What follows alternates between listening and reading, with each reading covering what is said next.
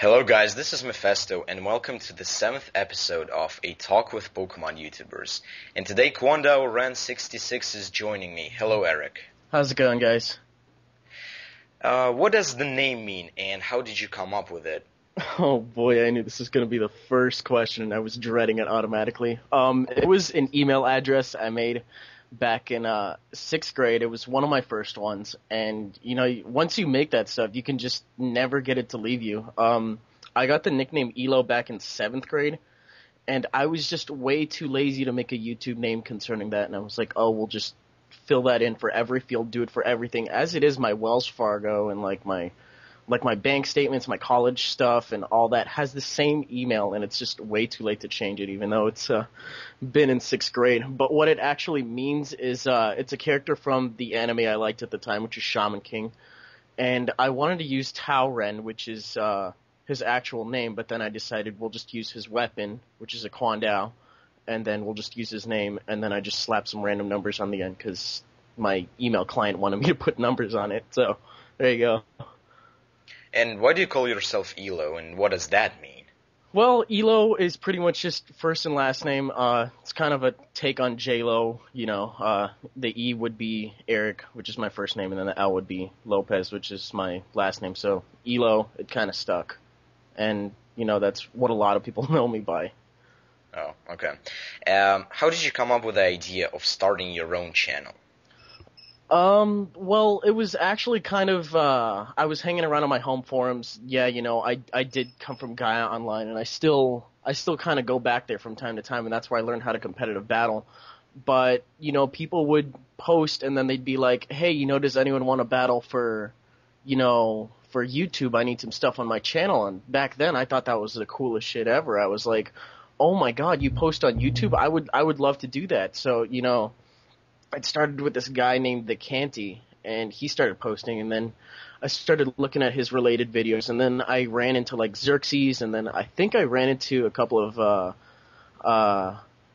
NBZ's videos at the time, and I just ran into people like that, and I was like, hey, this stuff is actually really cool, there's a whole nother level behind it. This is when I was first starting to learn how to play, and then from there I just decided, maybe I can do that too, maybe I can record, and maybe I can slap music to it, and then when I get the self-confidence, I can start narrating and all that. So it just kind of took off from there, and my channel just pretty much stayed in this low-level state until about September of last year. And I think you guys already know what happened there. Yeah, and could you name 3 favorite Pokemon... Oh, not Pokemon, man. Can you name 3 favorite games besides Pokemon?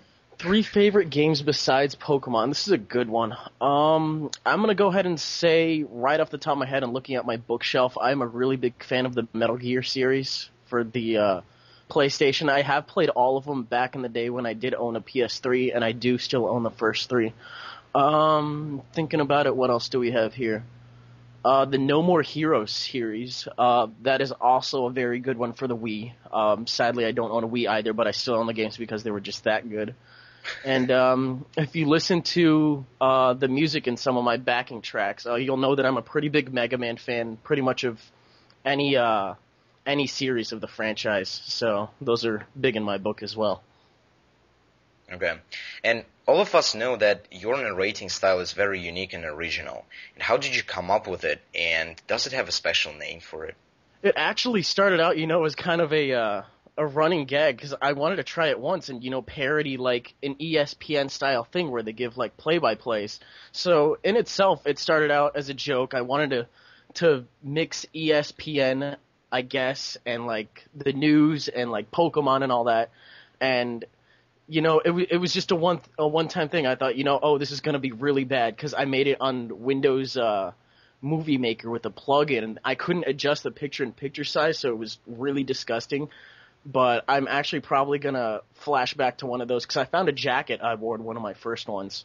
So you guys will probably get to see that if you don't want to look back. But, yeah, it started out as a running gag, and then, it kind of turned out to be my thing. People liked it, and they were like, hey, this is different, this is neat, I like it, can you do more of it? And I was like, well, it really takes a lot of editing.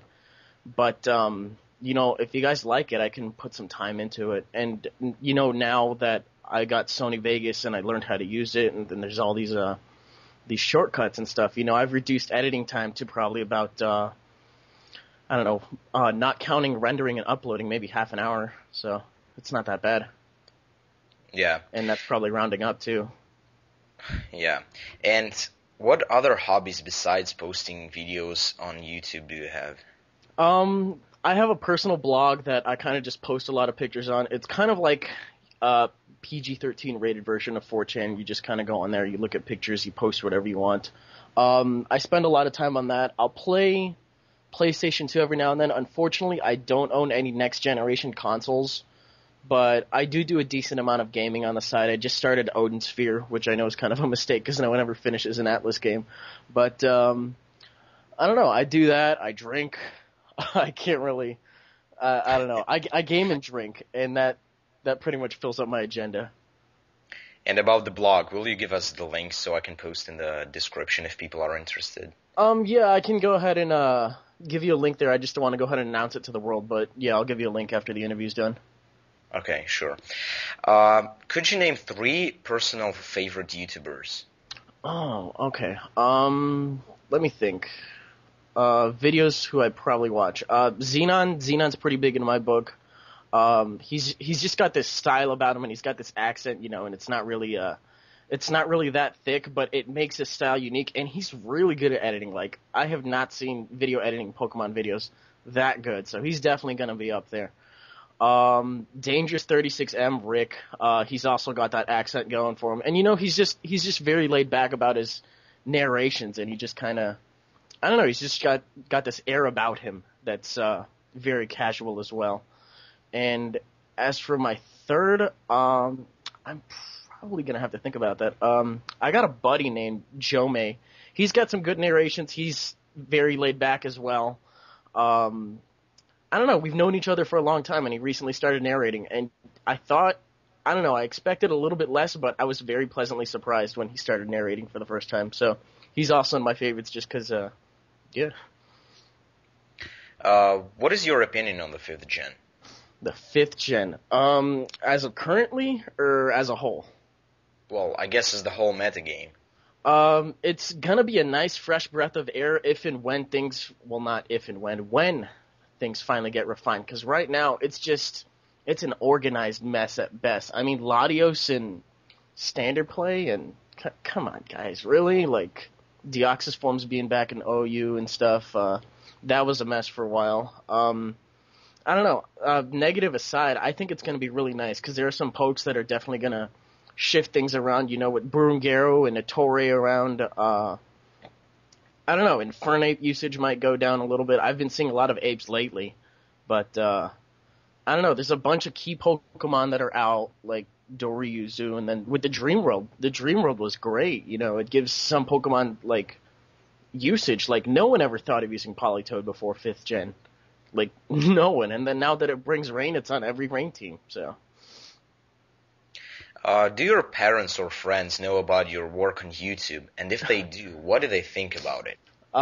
Yeah, pretty much everyone knows about that. It's what I'm known for. I'll be like the guy that just posts the random stuff, just talks about the Pokemon stuff. I'm the Pokemon go-to guy in my social circle.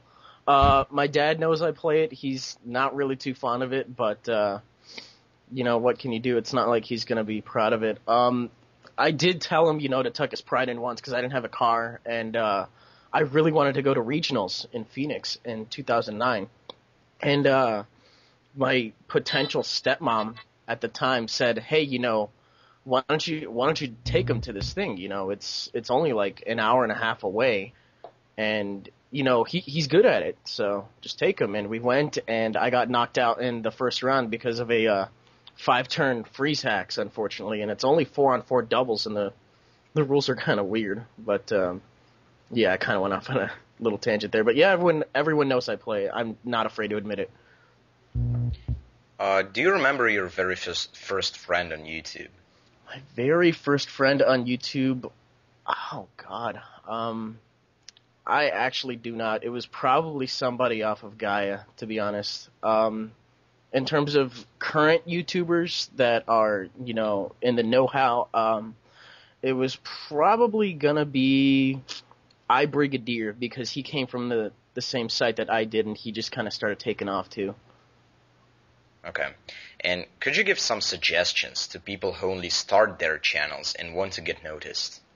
I actually got this question a lot because of my my most recent video, but I guess what you're gonna want to do is when you contact people for battles, don't be persistent. Don't come off as too annoying. Don't come off as too friendly too, because I've had some people do that, and it's just awkward when someone talks to you for the first time and hey, I really like your stuff. Then you come off as fanboying. Just be like, hey, I saw your videos. Is it chill, if I ask for a battle sometime? And just use proper English and stuff too. Like, I know if English is not your first language, then that's fine. But like, if English is your first language and you have chat speak all over your channel, nobody wants to read that. Like, a lot of the higher YouTubers, I guess I would say myself included, don't really like reading if you have trouble reading it, I guess. So just make the effort, to speak properly. I'm gonna be a bit of a grammar Nazi, but that really is a big pet peeve in my book when I say that that spelling matters. As for your videos, just be yourself. Don't try to emulate anyone in specific, because if people do catch that, then they're going to be like, oh, you sound like blank, why are you doing this? Yeah, I guess just be yourself and make the effort to have your channel as clean as it can be. So. Thanks a lot, Eric. And guys, QuandaRen66 joined me today. I hope you enjoyed this interview. Be sure to give it a thumbs up. Link to Eric's channel will be in the description. And if you're not familiar with the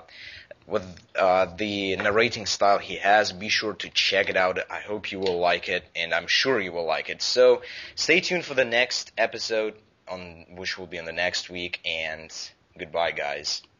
See you guys.